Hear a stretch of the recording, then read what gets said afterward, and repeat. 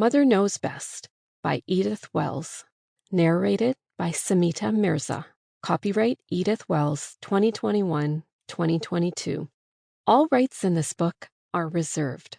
No part of this book may be used or reproduced in any manner whatsoever without written permission except in the case of brief quotations embodied in critical articles and reviews. Illustrations by Dora Nastachenko. All rights reserved. The Niantic Hotel.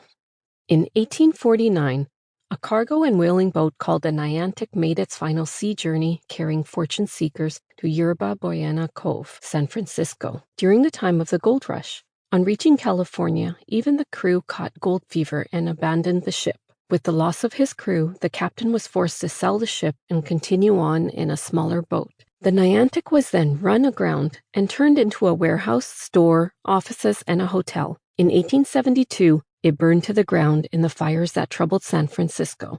It was rebuilt, but was lost again in the 1906 earthquake. The history of the Niantic is similar to and the basis of the fictional story of how Otto and Violet's boat became a hotel. Chapter 1. Grape Baskets and Old Crocks. Violet found the grape basket at the bottom of the crockery closet. She pulled it out and placed it on the round oak breakfast table. Violet had always been thankful for the apartment's small kitchen. When Otto had bought the boat-turned-hotel back in 1862, he'd combined 3 of the rooms into a small apartment for them to live in. Though there was a hotel dining room where they often ate with guests, Otto had had the foresight to put in a small kitchen at the far end of the parlor. She'd taken advantage of it, and she'd made an very early breakfast for them almost every day for the last 40 years.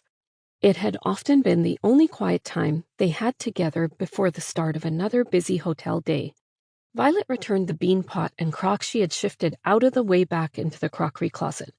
She wasn't even sure why she kept the cracked crock, except that it had been the first piece of cookware she'd bought for their new home 40 years ago. As she did, she spotted a wrapped box. She pulled it out, brushing off a bit of dust.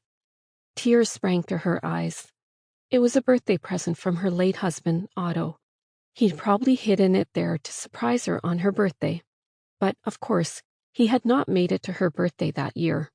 She placed the present gently on the counter to unwrap later when she had a quiet moment. "What are you searching for?" asked Violet's mother, looking up from the skirt she was mending. She sat in the heavy library rocker she'd brought from St. Louis. Baskets of knitting and mending were... Sample complete. Ready to continue?